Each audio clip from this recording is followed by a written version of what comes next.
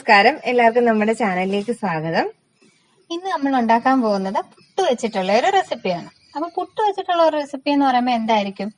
നമ്മള് പുട്ടുണ്ടാക്കിയിട്ട് അതിനെ വേറൊരു ഫോമിലേക്ക് മാറ്റി നല്ല ടേസ്റ്റി ആയിട്ടുള്ള വേറൊരു റെസിപ്പി ആക്കുകയാണ് ചെയ്യുന്നത്. ചുരുക്കി പറഞ്ഞ പുട്ടിന് മേക്ക് ഓവർ കൊടുക്കാൻ പോകുന്നത്. അതെ, അങ്ങനെ പറയാം. അതാണ് കറക്റ്റ് ആയിട്ട് പറഞ്ഞാൽ അങ്ങനെ. അപ്പോ ഇതെങ്കിലും ഒരു പുതിയ റെസിപ്പി ആണോ എന്ന് ചോദിച്ചാൽ അല്ല. ഇതിന്റെ കുഞ്ഞിലെ മുതലേ എന്റെ വലിയപ്പൂപ്പൻ, അതായത് ഗ്രേറ്റ് ഗ്രാൻഡ് ഫാദർ, ഒന്നുകൂടെ ക്ലിയർ ആയിട്ട് പറയുകയാണെന്നുണ്ടെങ്കിൽ എന്റെ അമ്മയുടെ അപ്പൂപ്പന്റെ ഏറ്റവും ഫേവറേറ്റ് ആയിട്ടുള്ള ഒരു ഡിഷായിരുന്നു ഇത്.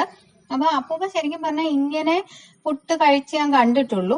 എനിക്കും തരുമായിരുന്നു. അപ്പൊ അതിന്റെ ആ ഒരു നൊസ്റ്റാൾജിക് ഫീലിംഗും ഉണ്ട്. അപ്പൊ അതുകൊണ്ട് എനിക്ക് ഇപ്പൊ അമ്മ ശരിക്കും പറഞ്ഞാൽ സൂപ്പർ ആയിട്ട് ഉണ്ടാക്കി തരുന്നത്. അപ്പം ഇങ്ങനെ നമുക്ക് ഇഷ്ടപ്പെടുന്ന കുറച്ച് റെസിപ്പീസ് ഉണ്ട് ഇവരുടെ. ഏത്തക്ക, പച്ചത്തേക്ക ഇല്ലേ, അത് പുഴുങ്ങിയത്, അതേപോലെ ചുട്ടെടുത്തത്, പിന്നെന്താ പാക്കഞ്ഞി ഉണ്ട്, പിന്നെ ഒറോട്ടി ഉണ്ട്. അങ്ങനത്തെ ചില ഐറ്റംസ് ഇവിടെ നോട്ട് ചെയ്ത് വെച്ചിരിക്കുന്നു. അപ്പൊ അതൊക്കെ നമുക്ക് ഒറോട്ടിയൊക്കെ നമുക്ക് ഒരു ദിവസം ഉണ്ടാക്കാം അല്ലേ. പിന്നെ അത് ഇനി അമ്മയുടെ അടുത്ത് നിന്ന് അത് ഞാൻ അങ്ങനെ ഉണ്ടാക്കിയിട്ടില്ല, ഞാൻ ഉണ്ടാക്കി അല്ലേ റെഡിയാക്കി പഠിച്ച് ഒക്കെ വരാം. പിന്നെ എന്തായിരുന്നു, പിന്നെ ഇത് ചിലപ്പോ വേറെ ഏതെങ്കിലും സ്ഥലത്ത് വേറെ ഏതെങ്കിലും പേരിൽ അറിയപ്പെടുന്നുണ്ടായിരിക്കാം, നമുക്ക് അറിയത്തില്ല. ഇതിന്റെ പേരെന്താന്ന് ചോദിച്ചാൽ അങ്ങനെ നമുക്ക് അറിയത്തില്ല. വീട്ടിൽ സാധാരണ പുട്ട് കടുക് വറുത്തെന്നാണ് പറയാറ്. അപ്പോൾ നമുക്ക് വളരെ കുറച്ച് ഇൻഗ്രീഡിയൻസ് വെച്ചിട്ട് ഇപ്പൊ രാവിലെ നമുക്ക് പുട്ടാണ് ഉണ്ടാക്കിയതെങ്കിൽ വൈകിട്ട് ആകുമ്പോഴത്തേക്ക് ഈ പുട്ട് ഈ ഒരു ഡിഷ് ആക്കി കഴിഞ്ഞു കഴിഞ്ഞാൽ നമുക്ക് ശരിക്കും ഒരു വെറൈറ്റി സ്നാക്കായിട്ട് നമുക്ക് ഉപയോഗിക്കാം. അതല്ല വേണമെങ്കിൽ രാവിലെ ബ്രേക്ക്ഫാസ്റ്റിന് ഇതേപോലെ ഉണ്ടാക്കാം. കാരണം ഇതിനൊരു കോമ്പിനേഷൻ ആയിട്ടുള്ള ഒരു ഒന്നും വേണ്ട, ആവശ്യമില്ല. അതെ.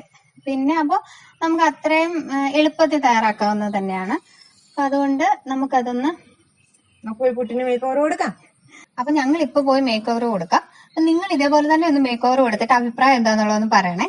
അപ്പൊ നമുക്ക് ഉണ്ടാക്കാനായിട്ട് തുടങ്ങാം. അതിന് വേണ്ടിയിട്ട് 3 ഇൻഗ്രീഡിയൻസ് ആണ് വേണ്ടത്. അതായത് പുട്ട് വേണം, പുട്ടില്ലാതെ നമുക്ക് ഉണ്ടാക്കാൻ പറ്റില്ലല്ലോ. പിന്നെ ഉള്ളി വേണം, അതായത് സവാളയാണ് ഞാനിപ്പോൾ എടുത്തിരിക്കുന്നത്. ഒരു കുറ്റി പുട്ടാണ്. അപ്പൊ അതിന് വേണ്ടിയിട്ട് ഒരു സവാള എടുത്തിട്ടുണ്ട്, 2 പച്ചമുളക്. സവാളയ്ക്ക് പകരം നിങ്ങൾക്ക് വേണമെങ്കിൽ ചെറിയ ഉള്ളി എടുക്കാം.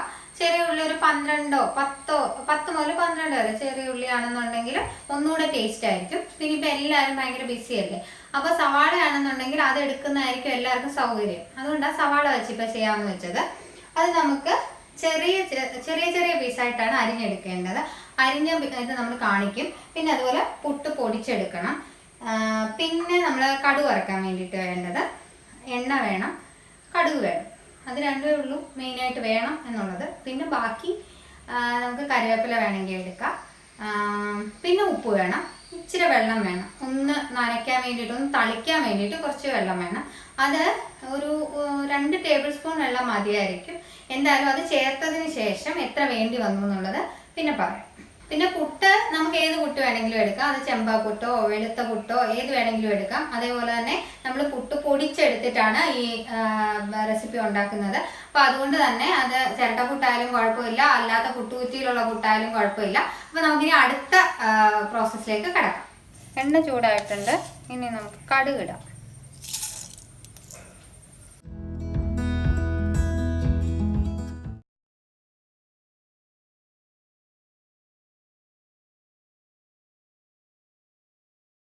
നമുക്ക് ഉള്ളി ചേർത്ത് കൊടുക്കാം. ഇതൊന്ന് വഴറ്റിയെടുക്കണം. എണ്ണ തീരെ കുറവ് മതി എന്നുള്ളവർക്ക് തീരെ കുറച്ച് എണ്ണയിൽ ഇത് വഴറ്റിയെടുക്കാവുന്നതേ ഉള്ളൂ.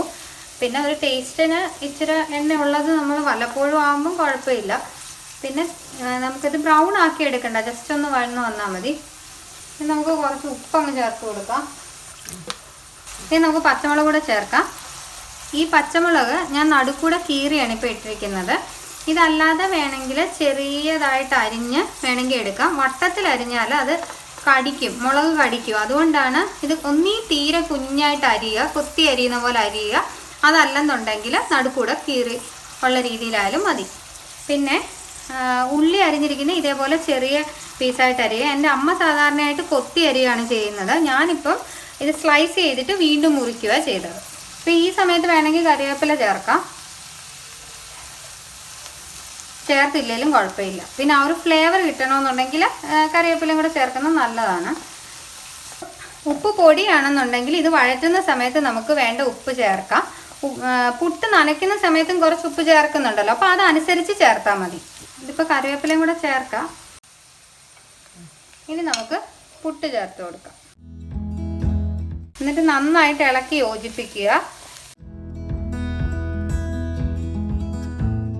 ഇതിപ്പോൾ നമ്മൾ ഉപ്പുനീര് ചേർത്തിട്ടുള്ളതുകൊണ്ട് ഇച്ചിരി ഒരു വെള്ളമയം ഉണ്ട്.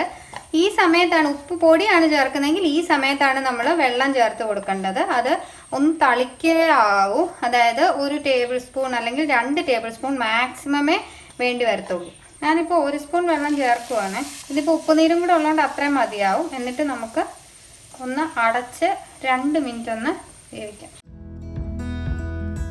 ഇതിപ്പോൾ റെഡി ആയിട്ടുണ്ട്. ഏകദേശം ഒരു 3 മിനിറ്റ് നമ്മൾ അടച്ച് വേവിച്ചു. അത്രയും സമയം കൊണ്ടൊക്കെ റെഡി ആവും. പിന്നെ തീരെ ചെറിയ തീയാണെങ്കിൽ കുറച്ചുകൂടെ സമയം എടുക്കും. എന്നാലും നമ്മൾ തീ ശ്രദ്ധിക്കണം. കാരണം നല്ല തീയിലാണെന്നുണ്ടെങ്കിൽ കരിഞ്ഞു പോകാനുള്ള സാധ്യതയുണ്ട്. അതേപോലെ അടിക്ക് പിടിക്കാതെ ശ്രദ്ധിക്കണം. അത്രയേ ഉള്ളൂ. പിന്നെ ഇത് നമുക്ക് കോമ്പിനേഷൻ ഒന്നും തന്നെ വേണ്ട, ഇത് തന്നെ കഴിക്കാവുന്നതേ ഉള്ളൂ. നമ്മൾ പുട്ടുണ്ടാക്കുമ്പോൾ സാധാരണയായിട്ട് തേങ്ങ ഇടയ്ക്ക് വെക്കാറുണ്ടല്ലോ. അങ്ങനെയാണെന്നുണ്ടെങ്കിൽ നമ്മൾ ആ പുട്ട് പൊടിച്ച് ചേർക്കുന്ന സമയത്ത് ആ തേങ്ങ തന്നെ ചേർത്താൽ മതി. അതല്ലെന്നുണ്ടെങ്കിൽ നമ്മൾ എക്സ്ട്രാ അങ്ങനെ പുട്ടിൻ്റെ കൂട്ടത്തിൽ തേങ്ങ ചേർത്തിട്ടില്ല എന്നുണ്ടെങ്കിൽ നമുക്ക് എക്സ്ട്രാ തേങ്ങ ഈ പുട്ട് ചേർക്കുന്ന സമയത്ത് തന്നെ ഒന്ന് ചേർത്ത് കൊടുത്താൽ ഒന്നുകൂടെ നല്ല ടേസ്റ്റ് ആയിരിക്കും.